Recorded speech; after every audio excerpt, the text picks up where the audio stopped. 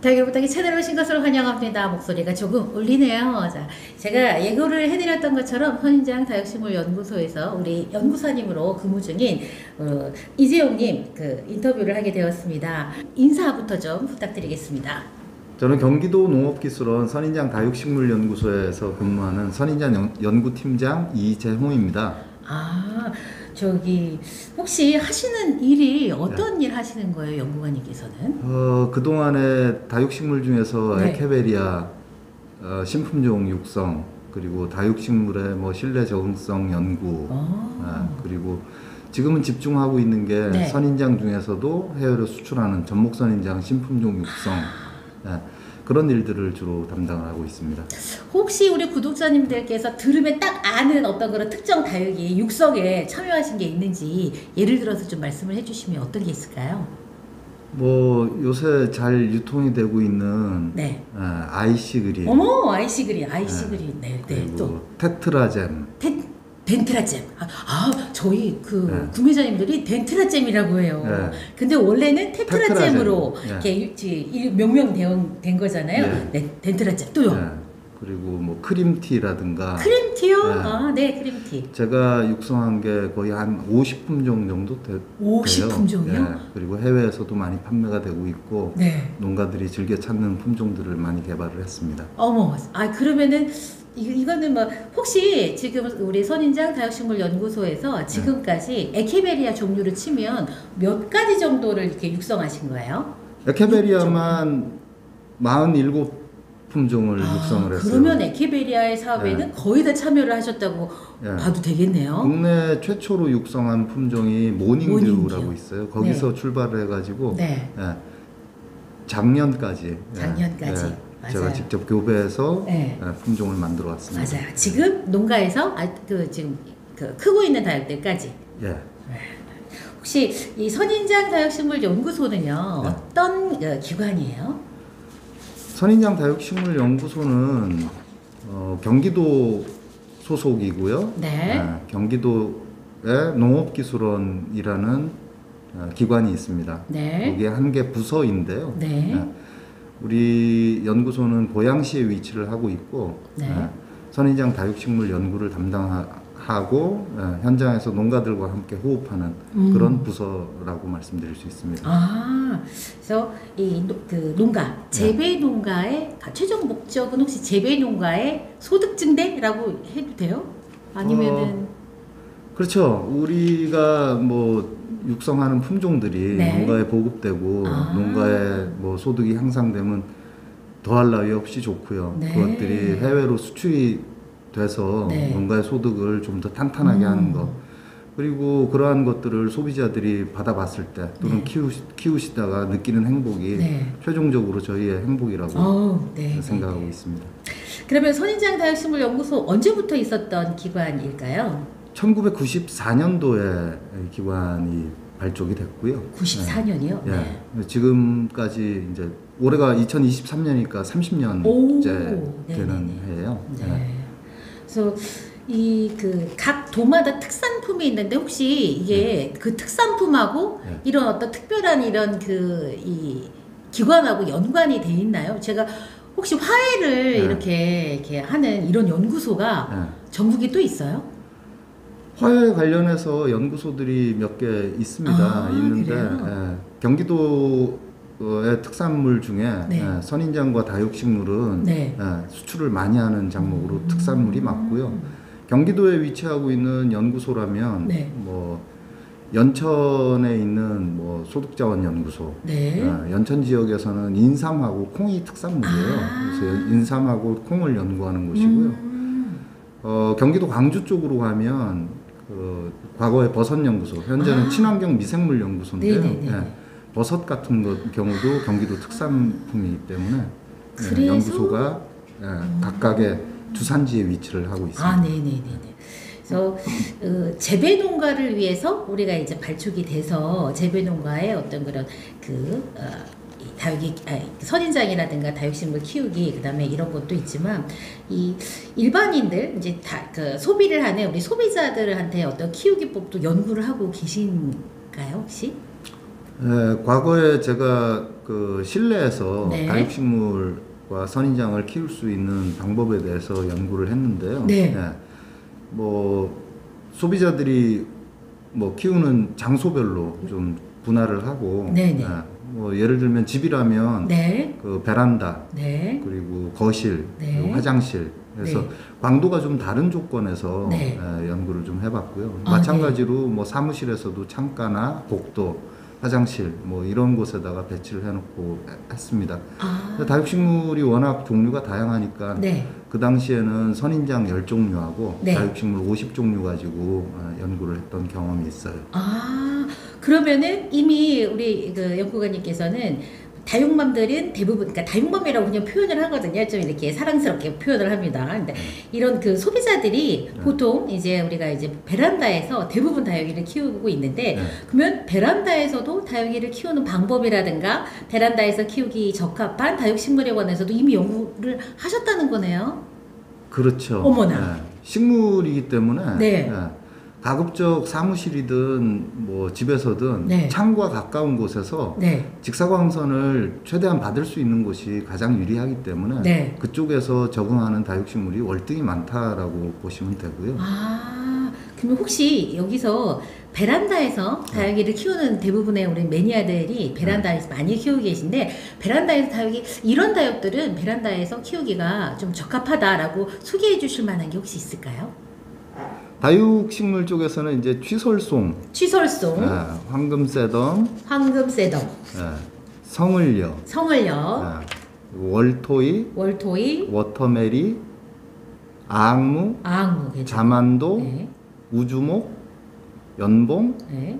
꽃기린, 오체각, 수, 십이직원, 자보, 미니염자, 다양하게 있습니다. 이런 종류들의 다육이. 실이나 뭐 사무실 쪽으로 들어온다라고 하면 광이 더 약해지는 조건이잖아요. 그러니까 거기에 적합한 것들이 창가로 가면 더 네. 좋아지는 거예요. 그래서 실제로는 제가 실내에서 키우기 좋다고 지금 말씀드렸던 것 이외에도 네. 훨씬 더 많은 다육식물들을 네. 이쁘게 잘 키울 수 있어요. 맞아요. 실제로 대부분의 다육이 매니아들은 훨씬 더 많은 종류를 베란다에서 키워내고 있거든요. 그래서 이제 베란다라고 하는 키우기 공간이 우리 매니아들한테, 소비자들한테는 가장 주된 공간이어서 인터뷰하기 전에 미리 이제 좀 이야기를 했을 때, 베란다를 왜 포기하고 키핑장을 가냐, 베란다에서도 다육이 잘 키울 수 있다라고 얘기를 해주셨거든요. 혹시 베란다에서 이 다육이 키우시는 분들이 다육이를 좀 더 예쁘게 키운다는 건 뭐 좀 주관적이긴 하지만은 보통 우리가 봤을 때 모양과 색상이 좀 아름답게 키우면 예쁘다 이렇게 하잖아요. 그렇게 키우기 위해서 아까 연구관님께서 화분, 분갈이, 관수, 햇빛, 통풍에 관해서 이야기를 해주셨거든요. 좀 다시 좀 이야기해 주시면 안 될까요? 자, 베란다에서 다육이를 잘 키우기 위해서. 베란다라는 공간은 네. 우리가 주거 공간 중에서도 가장 햇빛을 잘 받을 수 있는 공간이고, 뭐 밤낮의 온도 차로 보면 가장 그 온도가 크게 벌어질 수 있는 다육식물을 키우기 위해 가장 적합한 장소임은 부인할 수가 없습니다. 그런데 대부분 뭐 생활을 하시다 보면 낮에는 직장을 가시거나 학교를 간다거나 해서 집이 비워져 있는 경우가 많아요. 그런 경우에 우리는 베란다의 창문을 다 닫고 외출을 하게 됩니다. 식물이 가장 좋아하는 환경 중에서 통풍과 관련돼서 말씀을 드리자면, 식물은 어느 정도 통풍이 있어야 광합성에 필요한 이산화탄소를 흡수를 할 수가 있고요. 그리고 공기가 정체되면서 습도가 높을 때 병이 생길 수도 있는데, 이러한 것들을 다 방지해 줄 수 있는 가장 적합한 요소로 저는 통풍을 예를 들을 수가 있어요. 집에서 베란다에서 키우다가 모양이 나빠지고 색상이 안 좋아지고 해서 키핑장으로 이동을 하시는 분들이 많은데, 가만히 보시면 키핑장에서는 충분한 햇빛과 함께 언제나 통풍을 잘 시켜주는 그런 환경이 조성되어 있는 걸 보실 수가 있습니다. 그래서 집에서도 좀 더 잘 키우고 싶다 하시면 창문도 가급적 그 여러 겹으로 되어 있는 창문이라면 창문도 개방을 좀 해주시고, 그리고 뭐 방충망 같은 경우도 어찌 보면 햇빛을 가리는 가장 큰 요인이 될 수 있거든요. 방충망도 좀 걷어주시고, 앞뒤로 창과 문을 개방해서 통풍이 될 수 있는 조건으로 하신다면 훨씬 더 이쁘게 건강하게 키우실 수 있을 겁니다. 우리가 그동안 착각을 했던 게 키핑장은 햇볕 때문에 다육이가 예뻐진다 이렇게만 생각을 하고 있었는데 사실은 햇볕보다는 통풍, 인위적인 어떤 통풍이 더 중요할 수 있다 이렇게 생각을 하고 계셔서 베란다가 온실과 크게 차이가 없는데도 그 베란다를 포기하고 키핑장으로 갈 필요가 없다 이야기 하시는데 통풍, 그다음에 햇볕은 창을 열어서 직사광선을 좀 쪼일 수 있게 해주면 그러면 굳이 키핑장이 아니더라도 베란다에서 예쁘게 키울 수 있다. 근데 방충망 여는 게 보통 쉬운 일이 아니에요. 그 벌레들이 그걸 다 포기하고 그걸 열어야 되기 때문에 근데 여러분들 그런 방법이 있다고 하셨어요. 그래서 그런 부분들은 우리 이제 그 키우시는 분들이 이제 어떤 거를 선택을 하실지에 따라서 저는 다 열어놓거든요. 제가 말씀드렸던 내용은요. 방충망이 뭐 이동을 할 수 있어요. 맞아요. 그래서 내가 원하는 쪽에 식물이 햇빛을 더 받으려면 창문을 열고 방충망까지 여는 것도 좋겠지만 창문을 닫아놓은 상태에서도 방충망을 옆으로만 밀어주면 훨씬 더 많은 빛을 받을 수 있다라는 의미로 해석을 해주시면 되겠습니다. 좋네요. 그 해충도 피할 수 있고 다육도 예쁘게 키울 수 있고. 그래서 우리가 지금 이렇게 이야기를 드렸는데 사실 그 다육이 키우기에서 베란다에서 다육이 예쁘게 키우기 중에서 이제 또 빠질 수가 없는 게 우리가 이제 분갈이를 이렇게 하잖아요. 분갈이를 할 때 다육식물이 식지 않은 배양토라고 표현을 하거든요. 이 배양토들을 이 다육이를 키우는 어떤 소비자들이 어떤 배양토에서 어떻게 키우는 게 좋은지 혹시 여쭤봐도 될까요? 배양토는 보통 다육식물 에케베리아를 위주로 말씀을 드리자면 보통 마사라고 하는 흙을 기본 재료로 많이 씁니다. 마사가 없다면 뭐 모래나 세척살 구해서 쓸 수가 있고요. 보통 50% 정도 그러니까 전체 양의 그 부피비로 했을 때 반 정도를 이제 마사를 사용하시면 되고요.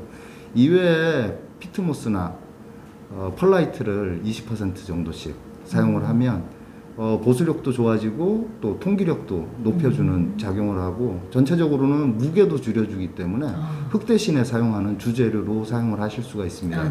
나머지는 돈분 톱밥 발효태비를 10% 정도를 추가를 해서 사용을 하시면 가장 좋은 경우라고 할 수가 있고요. 다육식물에 따라서는 꼭 10%가 아니라 좀 더 많은 양분을 요구하는 것들이 있습니다. 그런 경우에는 15% 또는 10%로 했을 때 색깔이 잘 안 나고 너무 크기만 한다고 할 때는 5%까지도 줄여볼 수 있는 그런 여지가 있습니다. 이러한 재료들을 쉽게 구하지 못하신다고 하면 퇴비 이외에 나머지 재료들은 다 마사로 바꿔서 사용을 하셔도 크게 무리가 없습니다. 지금 추천을 하는 거는 마사 50%, 펄라이트 20%, 피트모스 20%, 그 다음에 이제 돈분, 톱밥, 발효, 퇴비 이제 10% 정도인데 접근하기가 조금 어려운 근데 구매를 이렇게 소분으로 구매가 가능해요? 소비자들이 이 돈분, 톱밥, 발효, 퇴비가? 안 될 수도 있겠죠? 글쎄요, 갑자기 눈이 커지셔서 깜짝 놀랐습니다. 원예 자재 파는 상점에 가면 소량으로 원예용으로 파는 퇴비가 있지 않을까 하는 생각이 드는데 충분히 발효된 퇴비라면 사용하실 수가 있고요. 뭐 좀 더 이해를 돕고자 설명을 더 드린다면 돈분이라는 거는 돼지 똥을 발효를 한 거라고 생각하시면 돼요. 사용할 수 있는 퇴비는 뭐 닭에서 나오는 개분이나 뭐 소에서 나오는 우분이나 이런 걸 생각할 수 있는데 다육식물에 가장 적합한 재료는 돈분이기 때문에 그리고 생산량도 돈분 발효 퇴비가 가장 많아요. 그래서 일반적으로 구할 수 있는 퇴비를 구해서 쓰시는 게 가장 적합한 선택이 될 것이다 생각합니다. 아마 우리 다육이 키우시는 그 매니아님들이 깜짝 놀라실 거예요. 왜냐면 어디에서도 들어보지 못한 지금 이야기를 해주고 계시거든요. 다육식물에게는 돈분, 톱밥, 발효 퇴비가 돈분이 가장 적합한 이 퇴비다라고 지금 이야기를 해주고 계시거든요. 그래서 보통 우리가 이제 피트모스나 코코피트 성분이 들어간 우리는 원유용 상토를 그 다육 매니아들이 많이 사용을 하고 계시거든요. 이제 질문이 혹시 피트모스나 코코피트 같은 이런 그 원예 용토가 영양을 제공하는 역할을 하고 있나요? 피트모스나 코코피트 원재료가 영양을 공급하지는 않습니다. 아이고, 예, 그 원예용으로 판매되는 배양토는 보통 그 피트모스나 코코피트에 양분을 뭐 침지해서 먹여가지고 나오는 거예요. 그래서 그 재료 전체로 볼 때는 뭐 1% 또는 2% 정도밖에 양분을 가지고 있지 않아요. 그래서 그 원재료로 보면 없는 거네요. 양분을 제공해 준다고 보기가 어렵습니다. 그 역할은 뭐 부피라든가 아니면은 무게라든가 이제 아니면 수분을 가지고 있는 보수성이라든가 이런 역할을 조금 담당을 하는 거네요. 뭐 무게 줄여주고 그러면 이제 지금 그 추천을 하는 이게 배양토 배양 비율에 10%만 영양을 담당하는 어떤 그런 용토를 배합을 하고 나머지 90%는 이제 뭐 무게라든가 배수라든가 하는 거를 그렇게 사용을 하시면 되네요. 근데 저희는 잘못 알고 있었던 것 같아요. 이게 이제 보통 다육이 키우시는 분들이 상토를 30%를 거기다 넣고 나머지 70%를 이런 무게라든가 배수에 중점을 두는 용토 구성을 쓰는데 그러면은 그런 용토 자체가 영양이 거의 없는 거랑 다름이 없을까요? 맞습니다. 그렇게 사용하시면 보통 그 소비자들께서 사용하시는 자재들은 육묘용으로 나오는 거예요. 그래서 짧게는 2개월, 길게 보더라도 6개월 이상 지속을 할 수가 없고요.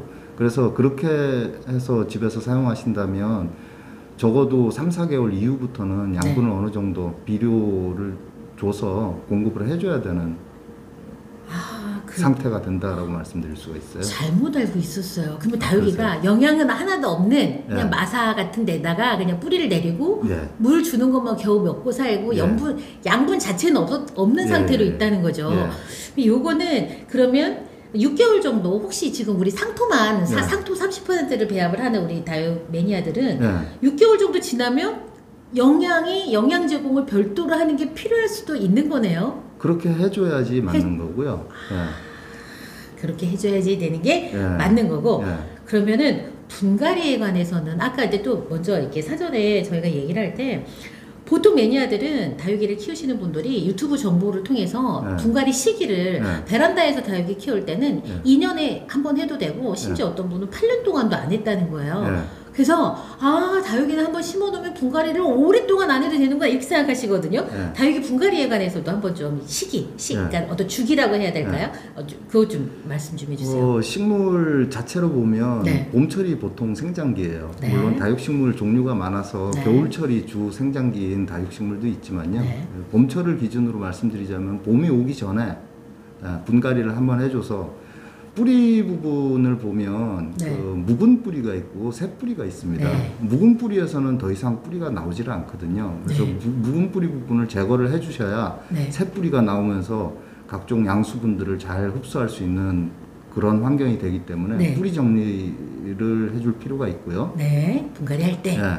그리고 아까 퇴비로 말씀드렸는데 뭐 비료로 양분을 공급해 주는 경우에도 마찬가지예요. 이게 지속 기간이 오래 가지 않기 때문에 1년 정도 되면 새로운 비료 또는 퇴비로 갈아줘야 될 필요가 있습니다.